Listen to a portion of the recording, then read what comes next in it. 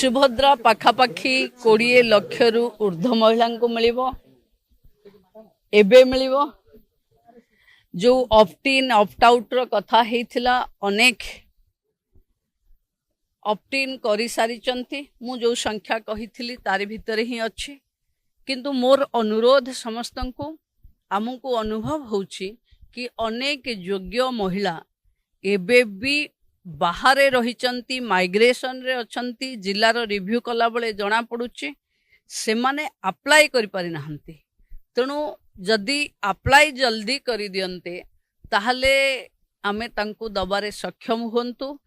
कारण सरकार कहिथिला शेष हिताधिकारी जाए आमे पहुंचीबू आमे अपेक्षा करिचु हिताधिकारी माने जेते जल्दी अप्लाई करिवे लास्ट पर्याय सुभद्रा आमे देबू नहीं से माने जे नुआ अप्लाई करिवे से माने पोर्टल रे अप्लाई करिवे सीएससी सेंटर रे अप्लाई करि परिवे किंतु जेतबळे एमपीसीआई वेरिफिकेशन हबो बायोमेट्रिक हबो तांको आसीबा पड़े।